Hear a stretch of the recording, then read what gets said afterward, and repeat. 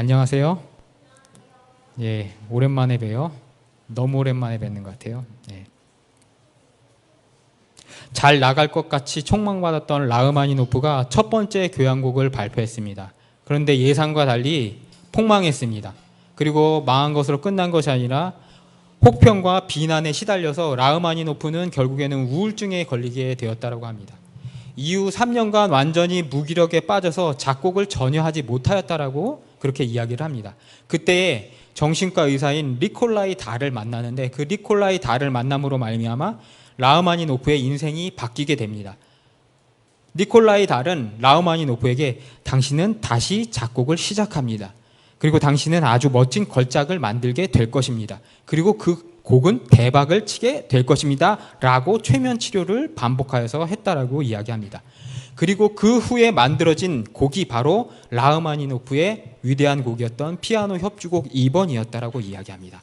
여러분 잘 아시다시피 이것이 정말 초대박을 내어서 라흐마니노프의 대표곡이 되게 됩니다. 라흐마니노프의 사진을 보게 되면요, 그가 팔다리도 길고 얼굴도 길고 손가락도 길어서 혹자들은 그의 손을 거미손이라고 이야기하는데 그는 마르판 증후군 환자였다라고 이야기해요. 거인병, 그 손발 사지가 말단이 길어지는 그런 거인병 증후군 환자였다라고 이야기해요. 라흐마니노프의 곡은 악명이 높은데 자기 몸과 자기 손가락에 맞게 그 곡을 작곡하였기 때문에 일반 연주자들, 대가조차들도 그의 곡을 받으면 나는 못하겠다, 이건 내 곡이 아니다 라고 그렇게 이야기할 정도로 어려운 곡이라고 이야기한다라는 것이에요. 그래서 전공생들이 가장 어려워하는 곡, 가장 치를 떠는 곡이 라흐마니노프의 피아노 협주곡 3번이라고 그렇게 이야기한다고 해요. 라흐마니노프 자신도 피아노 협주곡 3번을 만들어 놓고 나서 초연을 할 사람이 없어서 자기가 연습을 해서 연주를 해놓고 마지막에 인터뷰에 뭐라고 얘기했냐면요, 내가 도대체 왜 이런 곡을 썼는지 나도 모르겠다라고 그렇게 이야기를 했다라고 그래요. 그래서 한간에는 라흐마니노프가 너무도 어려우면서도 아름답고 좋은 곡을 만들어서 한간에서는 파가니니와 라흐마니노프는 악마에게 영혼을 팔아서 곡을 만든 사람이다라고 그렇게 이야기를 하기도 한다라고 이야기를 합니다. 시대는 이렇게 정신과 영혼이 각광을 받는 시대로 접어들게 되었어요. 라흐마니노프가 문제를 해결할 것 같이 하지 못할 것 같았는데 누굽니까? 니콜라이 달이라는 정신과 의사를 만남으로 말미암아 그의 영혼의 만짐을 받았고, 그리고 그 최면 요법으로 인하여서 그가 다시 어떻게 됩니까? 돌파구를 찾게 되는 그런 시대에 다다르게 됐다는 것이에요. 영혼은 종교의 전유물로 여겨졌던 그런 시대에서 이제는 영혼에 대해서 앞다투어 모든 사람들, 모든 분야에서 관심을 적극적으로 펴야 하는 그런 시대에 도달했다는 것이에요. 그것의 이유는 무엇일까요? 제가 파악하기로는요, 이런 이유가 아닌가 그런 생각을 하게 돼요. 인간에게는 자원이 한정되어 있는데 그것을 예전처럼 약탈로서 채울 수 없는 그러한 한계 시대에 도래하게 되었어요. 그리고 결국에는 그 한계를 돌파하기 위해서 수단을 찾아야 되는데 육체적인 물리적인 수단을 찾을 수 없으니까 결국엔 사람들이 무엇에서 찾게 되었습니까? 바로 무의식과 영혼 속에서 그 돌파구를 찾게 되었다라는 것이에요. 정신 고양을 통하여서 한계 상황을 찾으려는 그 궁여지척 속에서 어떻게 됩니까? 영혼에 대한 관심들이 믿지 않는 사람들, 종교성이 없는 사람들에게까지 그 관심이 미치게 되었다라는 것이에요. 여러분 여기 많은 아이들이 있고 우리 어머님들이 있는데 현대적인 유아교육의 핵심도 따지고 보면 무엇입니까? 자유로운 무의식의 발현을 부모 스스로 한계 상황을 어떻게 합니까? 설정하여서 아이를 어떻게 하지 말라고? 막지 말라라고 하는 것이 현대 유아교육의 핵심이라는 것이에요. 한마디로 뭐예요? 기죽이지 말라는 것이에요.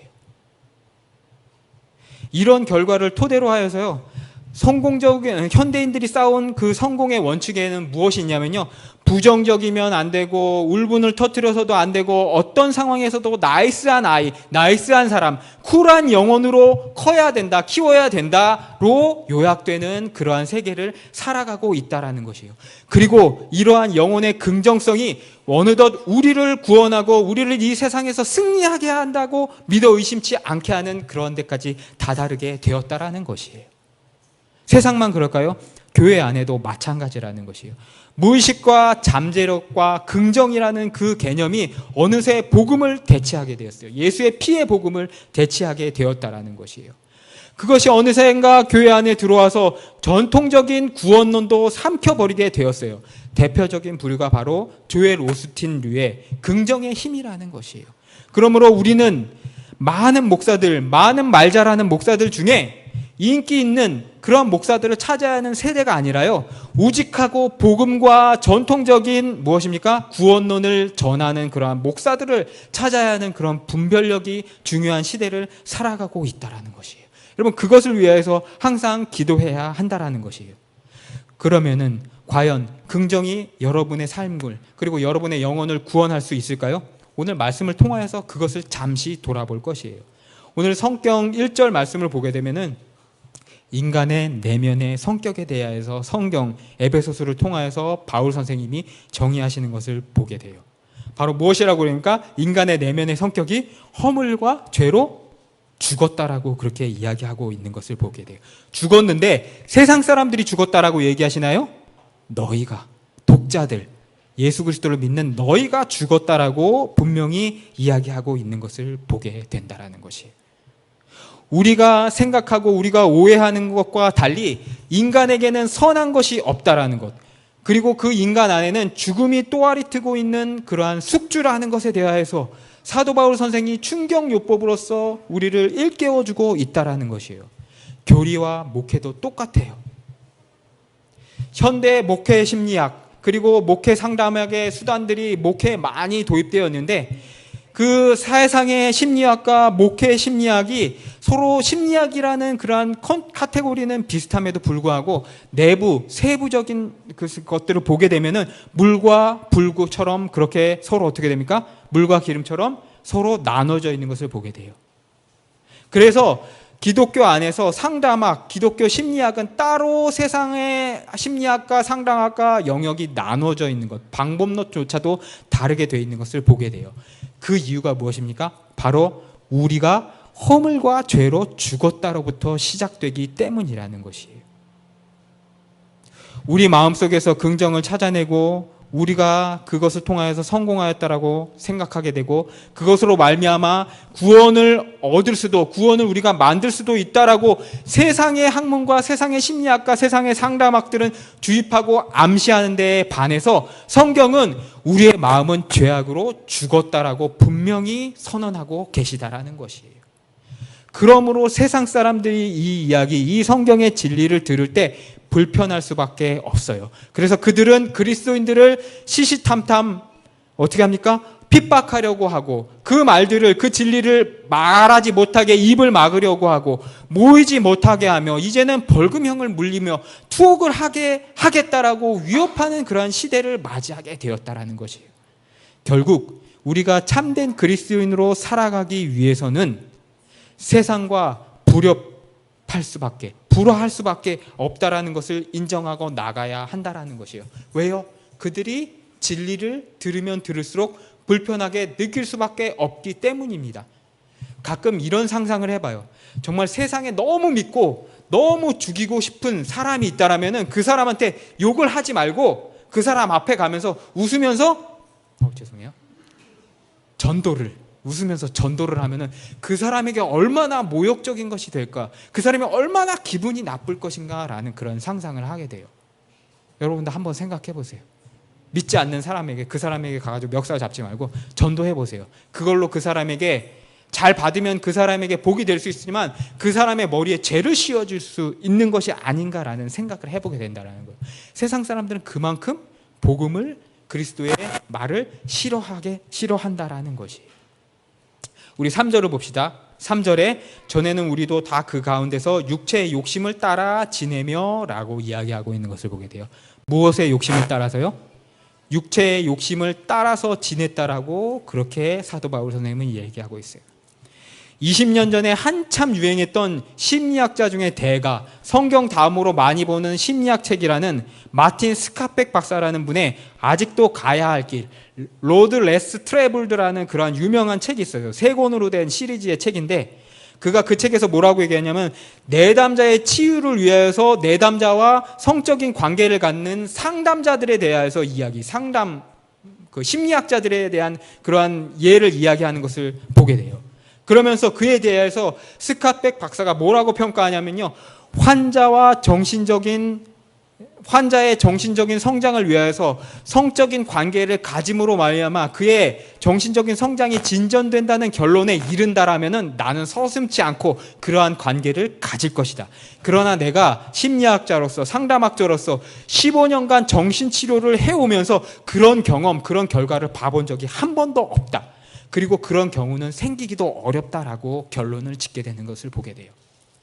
당연히 세상의 상담학자들, 세상의 상담자들은 내담자의 그 정신적 고양을 위하여서 성적인 서비스를 무엇입니까? 고려를 하는데, 그들이 그렇게 고려하는 이유는 뭐냐면 그들의 삶 속에 성경적인 윤리 전제를 두고 있지 않기 때문에 그것을 고려한다는, 거리낌 없이 고려하게 된다는 것이에요.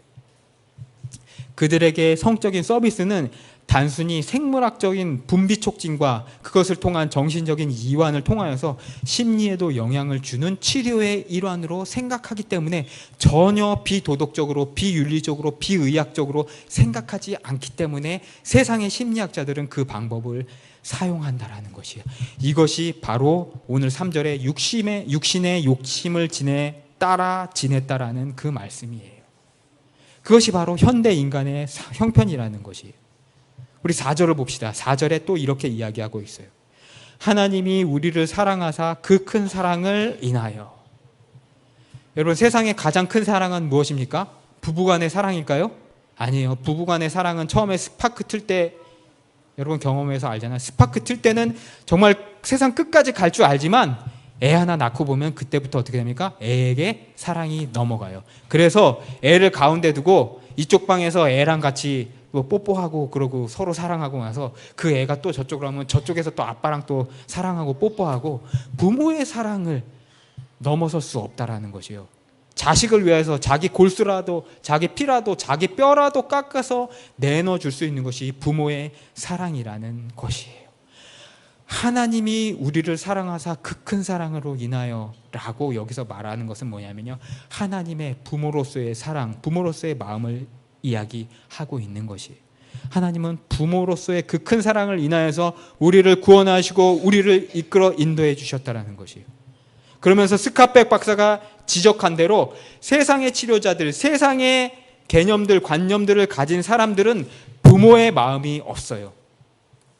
상담자가 내담자에게 부모의 마음으로서 바라본다라면 여러분, 부모가 자식에게 성적인 서비스를 제공합니까? 말이 됩니까? 성경적인 윤리에서 부모의 마음으로서 절대로 될 수 없어요.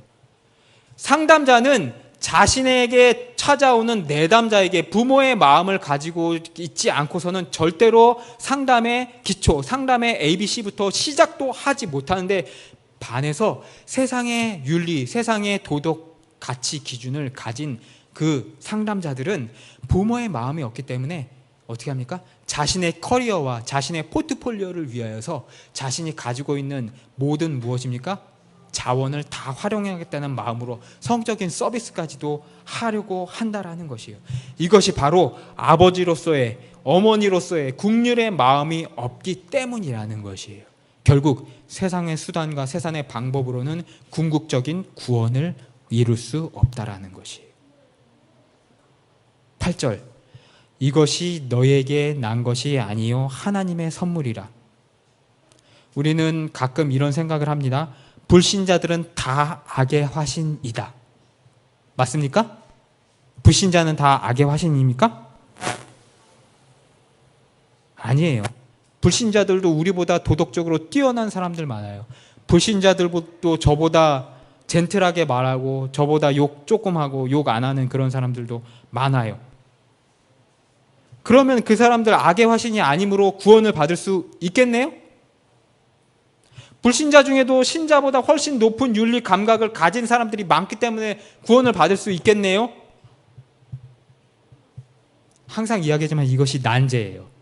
여러분, 이순신 장군이 구원을 받을 수 있을까요? 없을까요? 이 문제로 인해서 세상 사람들, 특별히 교회 안에서도 많은 사람들이 걸려 넘어지는 것을 보게 돼요.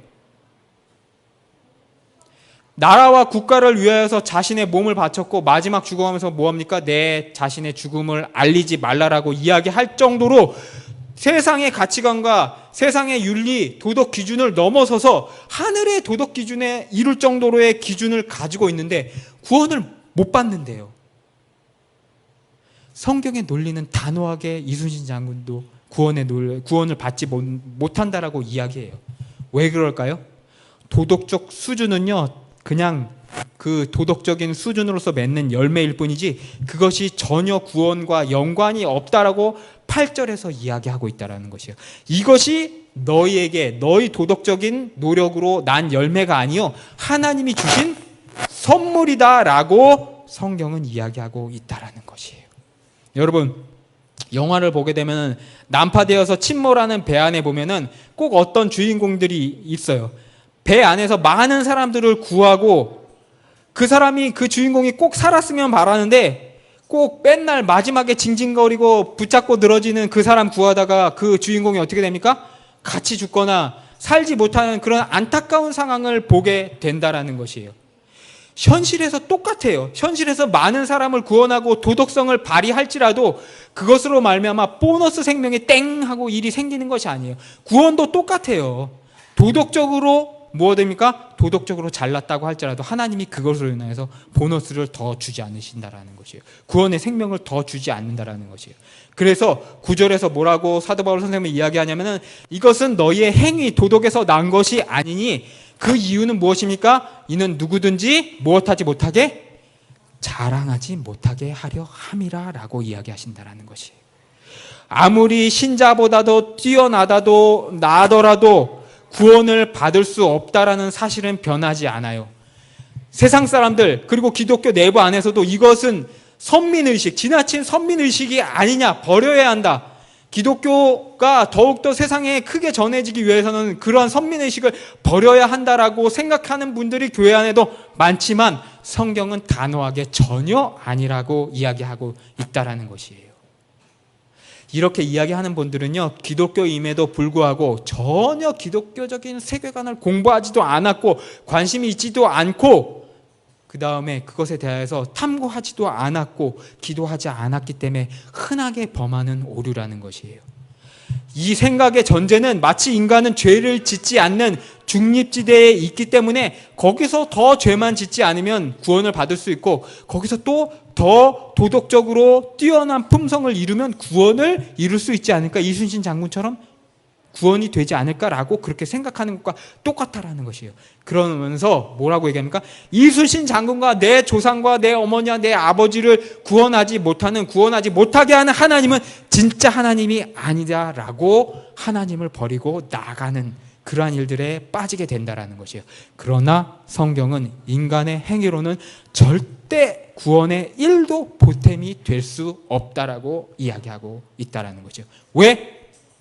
그렇게 함으로 말미암아 너희들이 너의 힘으로 하였다라고 자랑하는 꼴을 하나님이 두고 못 보신다라고 에베소서를 통하여서 이야기하고 있다라는 것이에요.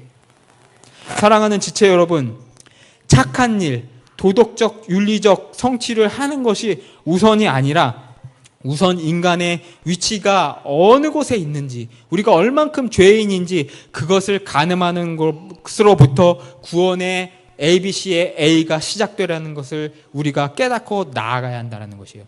여기 군대 다녀온 분이 한 분도 없고 저밖에 없는데요. 군대에서 총을 주면요, PX에서 이렇게 총을 사면은 받자마자 이렇게 뿅 쏘면은 바로 맞는 게 아니라요, 그걸 들고 가가지고요, 그 사로라고 해가지고 연습 사격하는 데가 있는데 거기에다 총알을 3방씩 쏴요. 3방씩 쏘면은 내 숨과 손떨림에 의해 가지고 그게 이렇게 점이 이렇게 하나, 둘, 셋이 찍혀요. 그러면은 아, 이게 어느 만큼 퍼졌구나. 그러므로 내가 이거 가늠자를 이렇게 하는 거를 얼만큼 조정해야 된다 하는 그 법칙이 있거든요. 그걸 조절해 가지고 그걸 몇 번을 해보면은 결국에 100m 가가지고 정수리에 맞는 그 조정이 돼요. 총을 무조건 받아서 똥총을 받아가지고 사람을 죽이고 목표를 맞추는 것이 아니라 가늠자 조정을 해야 된다라는 것이에요. 구원도요, 교회에 무조건 나온다라고 해서 이루어지는 것이 아니라 간음자 조절, ABC 조절을 해야 된다라는 것이에요. 그것이 무엇입니까?